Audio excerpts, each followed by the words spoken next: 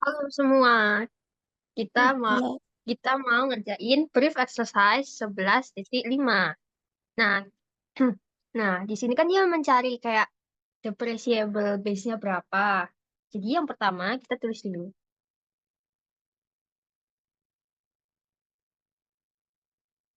Itu dia kan jadi si Kominsky Company itu dapat 28 dapat maksudnya kayak dia membeli mesin itu kan 28.000.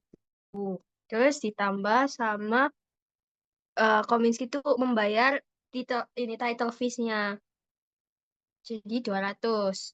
Terus ditambah sama eh, apa pajaknya jadi 125. Terus ditambah sama shipping charge-nya jadi 500. Terus ditambah sama 475 buat local contractor. Nah, ini dijumlah terus dikurangin sama residual value-nya kan 3.000. Jadinya 26.300. Sudah. Jadi depreciable base-nya segini guys. Oke, kelihatan nggak? Aman, aman, Kelihatan, aman. kelihatan, kelihatan. Oh, jadi yang 11.6 ini Ortiz SA itu membeli equipment persediaan dengan seharga 202 pada Januari 1, 2022. Terus ini apa namanya? Tabelnya, cost-nya berapa? Ada komponennya itu ada 3 A, B, C, cost-nya ini, residualnya segini, sama useful life-nya. Terus di sini ada compute the depreciation expense for this equipment at Desember 31, 2022. Kita masukin dulu macam-macam komponennya. Habis itu, kalau mau cari depreciation expense itu rumusnya cost dikurangi residual value dibagi sama useful life-nya. Jadi 70.000. Kok ngebol sih? Ya udah sih nggak apa. Nah, ini nanti dibagi 10 tahun. Itu hasilnya 6.300. Ini aku udah ngitung ya sebenarnya. Ini, wait, tuh 50.000 dikurangi 5.000 Emang nanya, dibagi. Ah, itu berarti pernya itu ya, estimated useful life-nya dibagi iya, sama. heeh. Oh, oke, oke. Terus 82.000 dikurangi 4.000 dibagi 12 years, which is 6.500.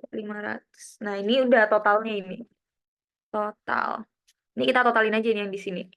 21.800. Selesai. Selesai. Oke, oke, lanjut.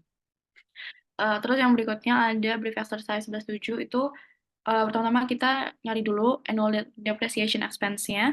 Bener ya? 8.000 dikurangin sama 1.000. Ini dalam kurung deng. Terus dibagi sama years-nya, kan diketahui itu 5 tahun. Jadi dibagi sama 5 sama dengan maaf, 1.400. Ini tidak udah ngitung ya. Terus book value, kita tulis dulu tanggalnya 1/1/2021.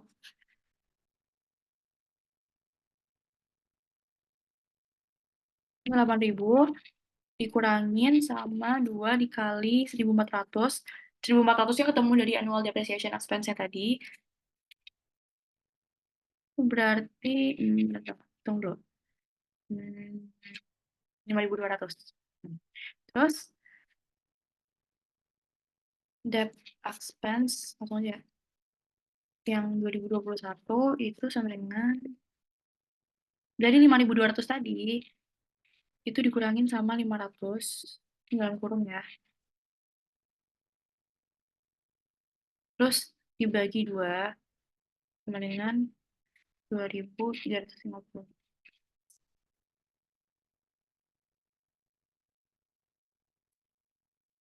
Lanjut. Terus kita lanjut ke yang BS 11.8. Kan dia Lancin ini beli building total tuh 11.300. Nah, itu kayak dipecah gitu. Jadi dia beli 11 juta itu buat 40 tahun yang dialokasin buat 40 tahun. Habis itu apa namanya? 150.000 buat 15 tahun sama 150.000 lagi buat 5 tahun. Terus kita pecah dulu di sini. Terus ini yang 15 year, yang ini 5 year. Kan tadi dia totalnya 11 juta ya. Terus di sini ada keterangannya no residual value. Jadi kalau nyari depreciation itu kan harus dikurangi dulu kan. Costnya dikurangi residual value. Tapi karena nggak ada di situ di soal nggak ada, jadi nggak perlu dikurangin, dikurangi nol. Terus kita bagi sama 40 tadi. Nih 40 tahunnya. Itu totalnya 275.000. Terus yang 150 sama kayak tadi. Karena nggak ada residual value jadi nggak usah dikurangin. Terus dia tadi bilangnya 15 year. Jadi bagi 15 itu 50 bagi 15 10.000. Yang ini juga sama 150.000. Ini 5 kan? Berarti di sini 30.000. Berarti totalnya itu 315.000. Jadi ini depreciation expense-nya 315.000. Lanjut. Oke, lanjutnya 11.9. Jadi Jurassic Company itu owns memiliki machinery yang apa sih berjumlah 900 dan juga punya akumulasi depreciation-nya 380. Nah, present value yang diharapkan untuk kedepannya itu 500, tapi fair value-nya ternyata 400. Terus prepare the journal entry bla bla bla bla bla. Karena tadi apa tadi ya? Kok nggak bisa? Oh, ini. Value-nya present value of expected-nya tadi 500. Net cash flow-nya 500. Terus taruh sini deh.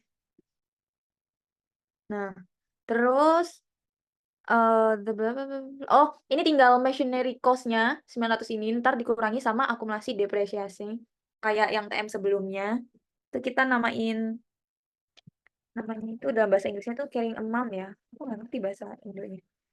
Itu 520 dari 900 cost dikurangi depresiasi. Udah ini terus kita siapkan entry journal. Journal entry. Nice. Tadi ini udah diketahui ya guys yang loss apa sih? Kok loss? Ya bener. Loss impairment ini, yang ini kelihatan nggak? Iya, ya. Loss impairment ini sebesar present value ini dikurangi sama ini. Itu kan 20.000. Terus kita menkredit accumulation depreciation. Accumulate depreciation-nya seharga 20.000 biar balance. Kok nggak bisa sih?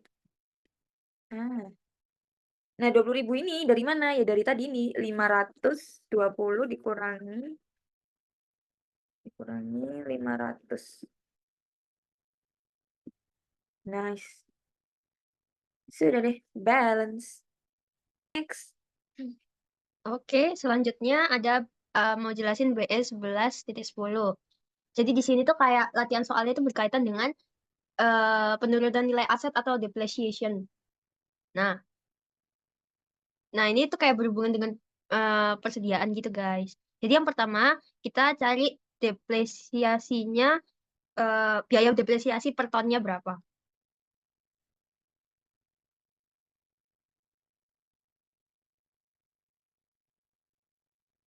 Rumusnya itu adalah biaya akuisisi ditambah, Itu nggak sih Kak, gimana ya? deflation? Oh ya, deflation. Sorry.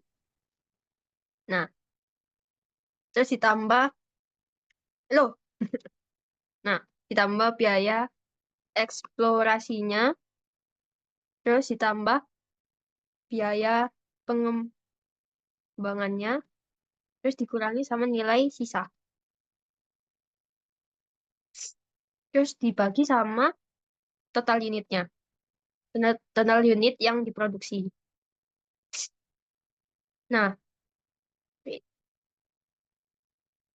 nah di sini tuh biaya akuisisinya itu sejumlah 400.000.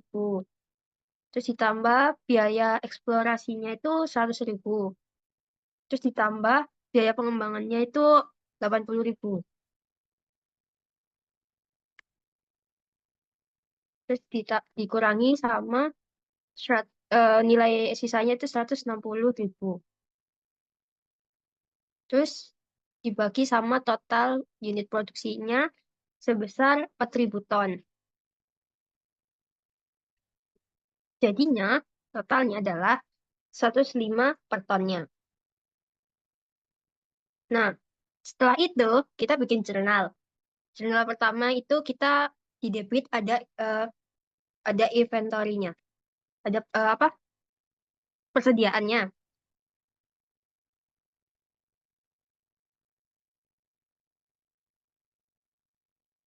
Senilai wait. Ah, maaf guys. Jadi setelah depresiasi cost per tonnya itu 105, nah kita tuh kan dia kayak mau eh, mau kayak jual 700 ton lagi. Jadinya 700 dikali 100 kosong harganya 175 jadinya 73.500. Nah, jadi jurnalnya adalah inventory-nya 73.500 terus eh, kreditnya itu ada akumulasi depresiasi. Kum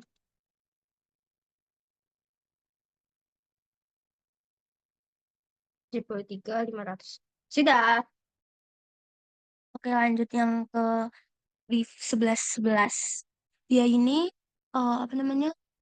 Oh, berarti dia ini minta jurnal buat revaluasi sama jurnal depresiasi. Yang pertama, kita fokus ke revaluasi dulu. Langsung aja bikin jurnalnya, guys. Itu kan, eh diketahui kan ini. Mana sih? Akumulasi depresiasinya kan 100 juta.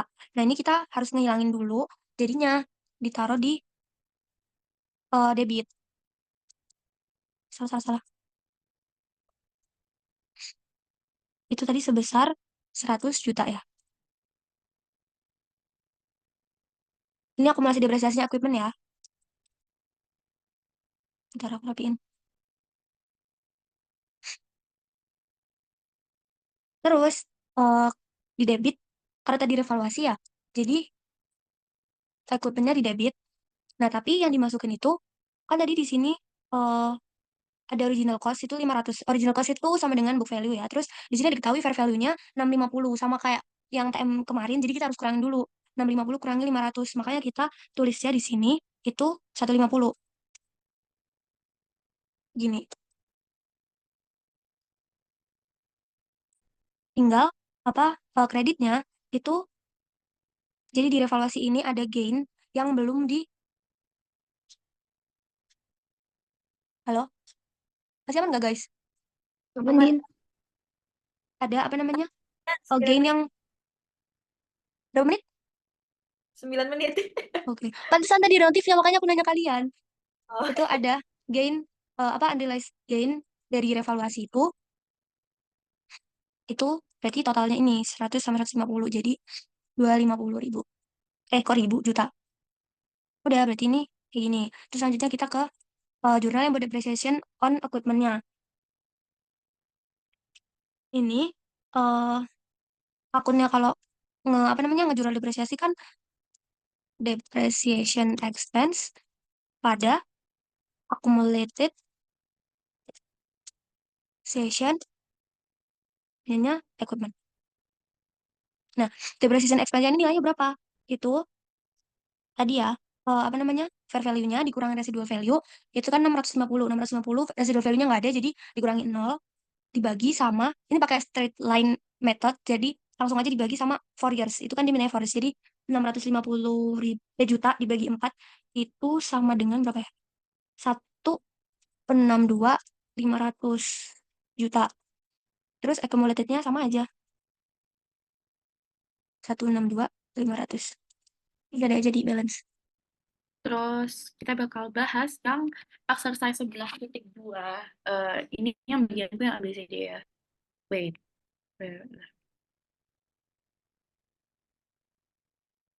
Oke, jadi yang A, nggak mau buat. Di jalan ya? Ya. Jadi yang A itu, em, kalau ada nilai residu dan jumlahnya nggak diketahui itu, em, biayanya tuh harus ditentuin dengan ngelihat data untuk metode yang double declining. Jadi caranya, persenannya dari 100%, jangan bold. Nah, 100% dibagi, ya, dibagi sama 5. 5 itu dapat dari years-nya ya guys. Dari years-nya itu adalah 5 tahun. Sebenarnya 20%. Terus terus dikali, nah si 20% itu dikalikan 2 karena kita pakai metode yang double declining. Ini sama dengan 40%. Terus cost-nya dikalikan 40%. 40% itu dari yang tadi kita cari persenannya itu sama dengan 20.000. Terus terus 20.000 dibagi sama 0,40. Ketemu deh 50.000. Ini itu cost of asetnya. Lanjut ke yang B. Dari yang 50.000 tadi, yang A tadi, yang cost of asset itu dikurangin sama total depreciation-nya yang mana 45.000.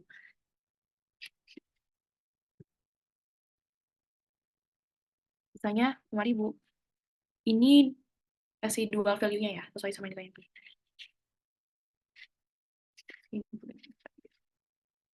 Terus yang C, itu the highest charge to income for year first will be yield by the double declining balance method. Itu yang paling tinggi nilainya di di tahun pertama itu kan jelas pakai si double declining balance ini ya, double declining balance method. Jadi jawabannya yang double declining.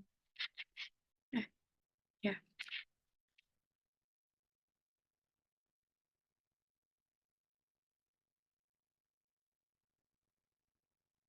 Terus di tahun keempat itu nilai yang paling tinggi di ada dipakai metodenya straight line. Jadi jawabannya yang straight line.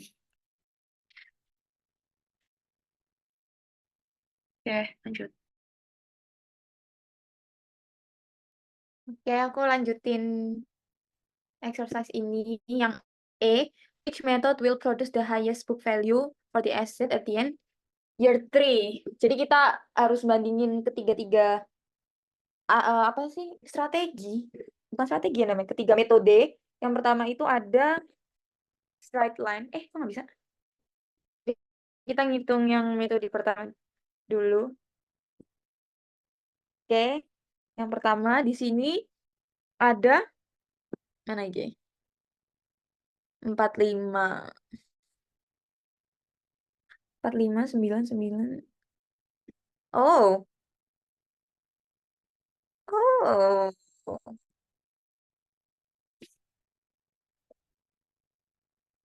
Mana ini? 45.000. Dari sini ya guys, 45. 9-nya 3 aja karena kita cuma ngitung 3 year. Dikurangi dulu dong. Dikurangi 9.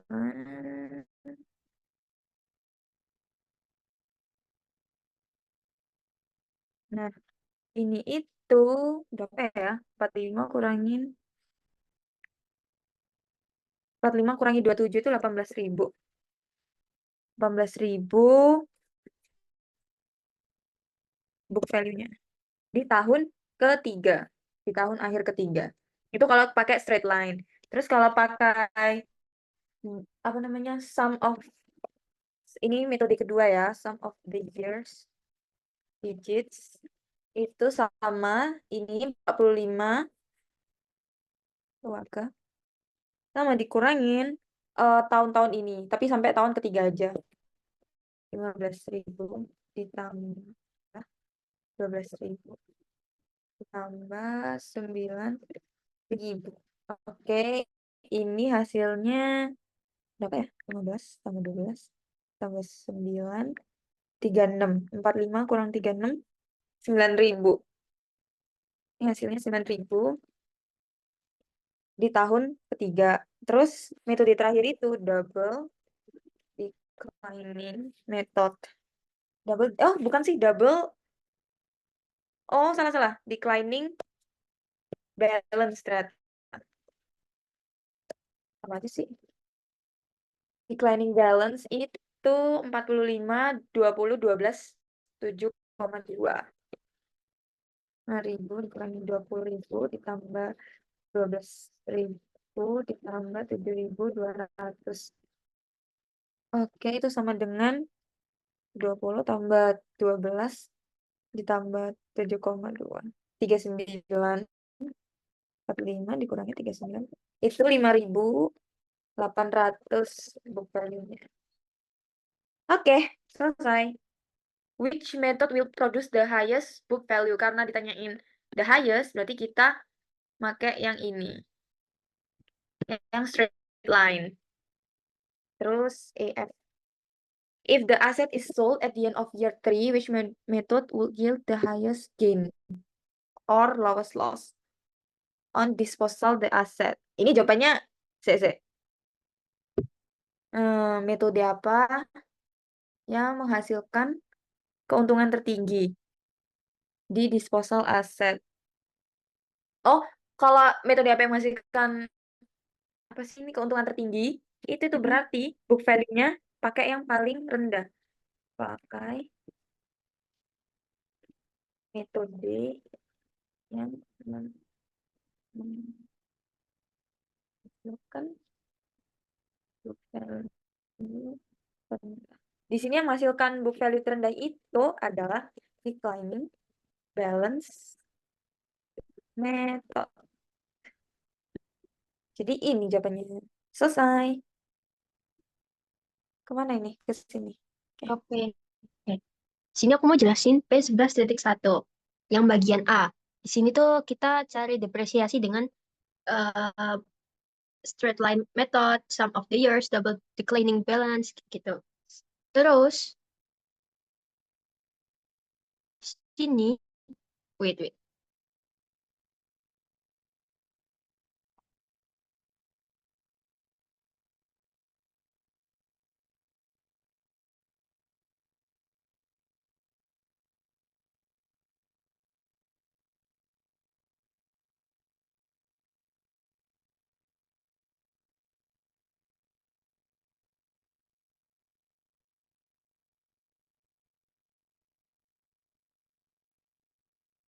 Terus di sini kita yang straight line methodnya itu kita cari depresiasi base-nya, depreciable base-nya. Yang pertama kita jurnal eh, pembeli harga pembelian aset itu jurnalnya case price.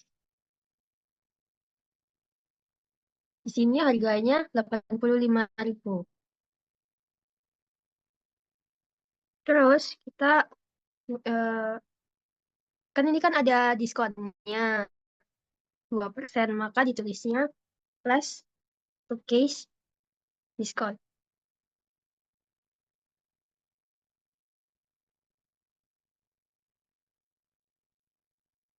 Itu jumlahnya karena 2% dari 85.000 itu 1.700. Terus habis itu kita eh, eh,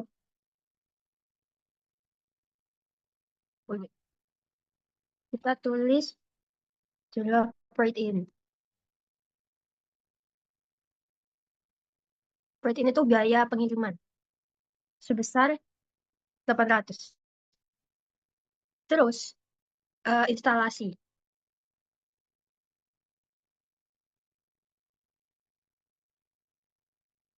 sebesar 3.800. Terus kita jumlah total biaya-biaya yang perolehan aset tadi. Jadi totalnya itu 87.900.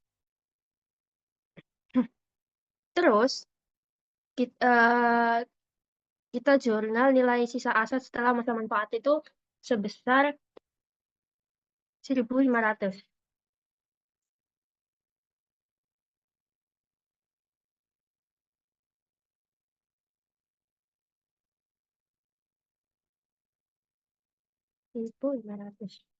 Terus jadi nilai apa ya, nilai depresiasinya totalnya adalah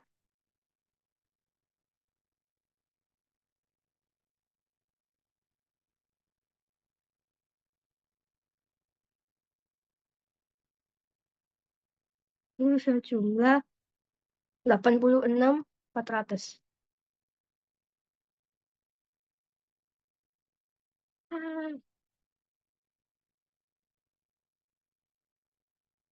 Terus habis itu kita cari apa ya? Cari 2022 straight line methodnya. Nilai depresiasinya yaitu bentar,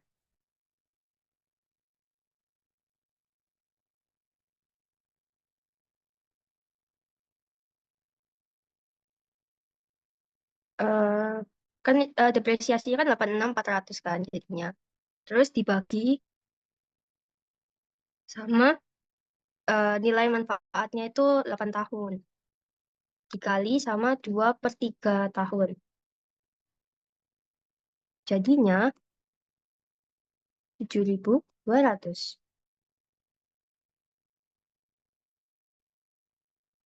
Terus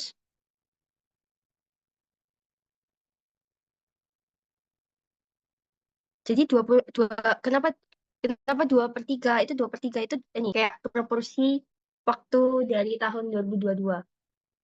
Terus habis itu kita ke sum of the years digit method. Nah, di sini tuh yang pertama kita cari mesin years-nya kan 8/36. Kenapa bisa 36? Karena 36 itu sum dari 87654321 jadinya 36. Terus habis itu di sini kita pakai nilai depresiasinya straight line method jadi 86.400. Terus jadi total depresiasinya kan 19.200 ya 19.200. Terus habis itu yang yang kedua itu 7/36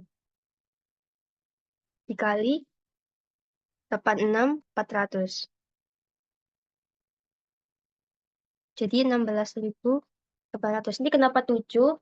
Karena itu kayak penurunan nilai manfaat itu. Jadinya makanya dia 7. Terus habis itu setelah itu ke 2022 itu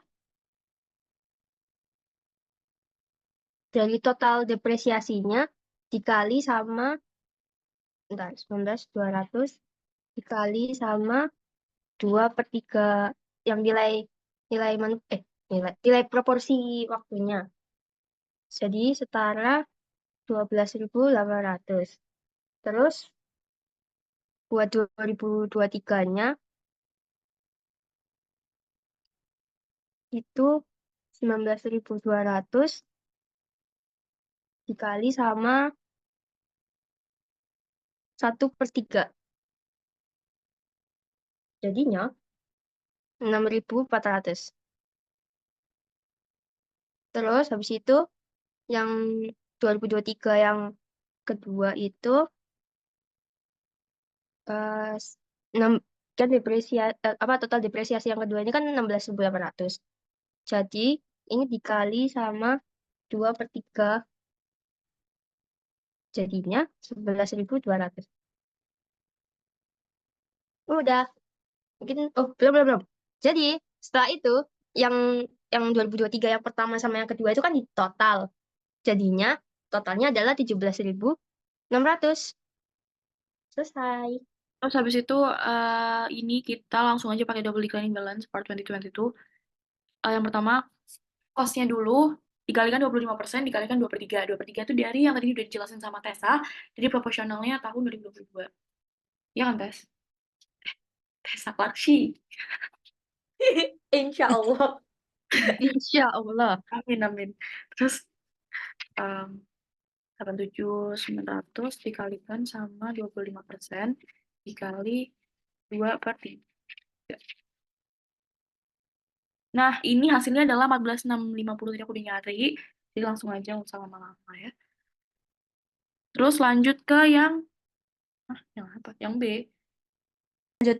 B itu what method would you recommend? Jadi dari pertanyaannya kan ini ya udah tertera di sini.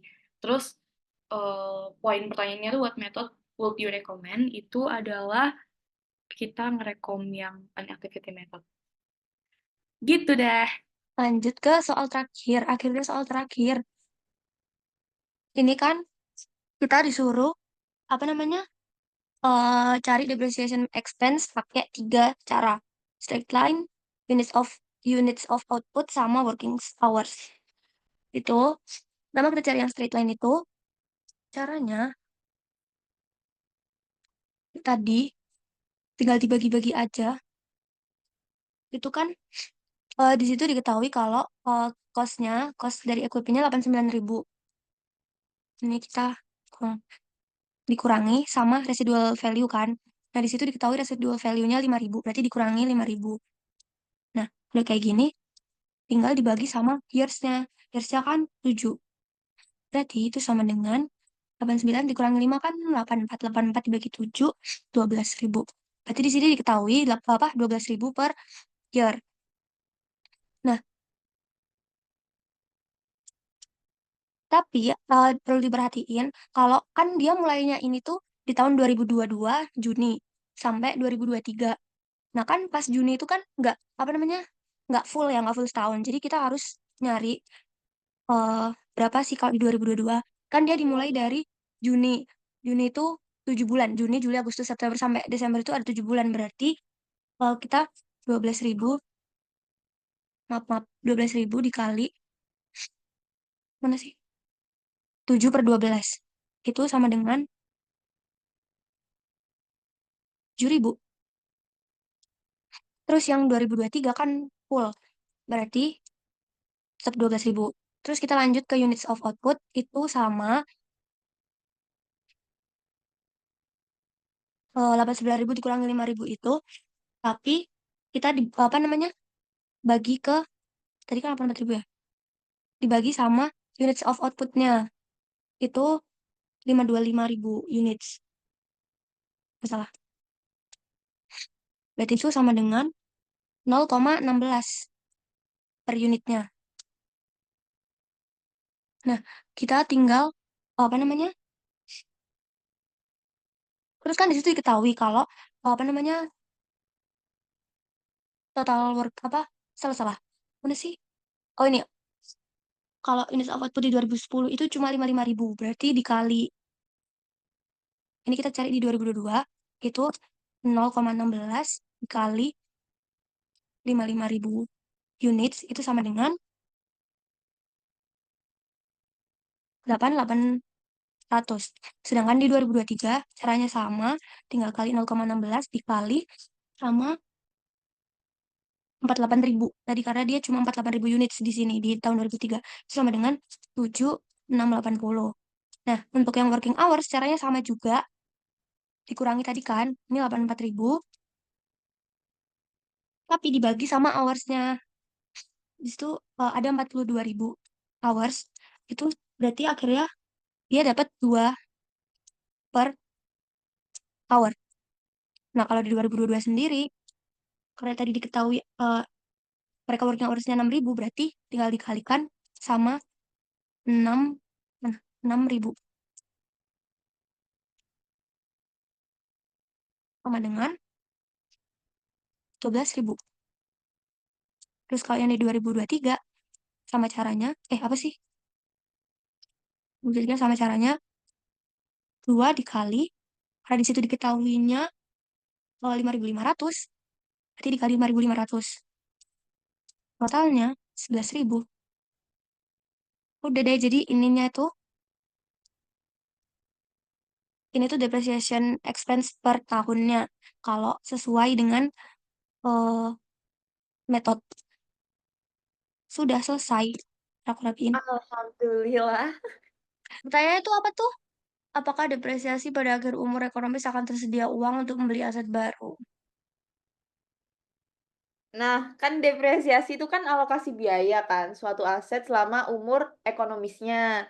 Jadi Heeh, kayak depresiasi itu mencerminkan kayak penurunan nilai aset, jadi semakin lama semakin turun. heeh. Tapi ini nggak sih? Terus apa? Kayak nggak otomatis menyediakan uang tunai nggak sih buat aset baru? Iya. Iya, iya, haha. Kayak cuma apa sih pencatatan akuntansi aja gitu loh. Heeh. Jadi kayak harus dikelola, jadi mereka harus punya pengelolaan kas yang baik nggak sih, biar nggak Mm-mm. apa namanya, nggak nurun-nurun mulu nilai asetnya. Ya. Terus dia juga Iya. nggak ada uang tunai nggak sih yang dikeluarin? Atau enggak kayak dia juga nggak ada uang tunai yang diterima juga pas nyatet si depresiasinya itu. Heeh. Ya pokoknya intinya dia harus punya pengelolaan kas yang baik biar bisa membeli aset baru. Hanya Hmm. mengandalkan yang tadi depresiasi.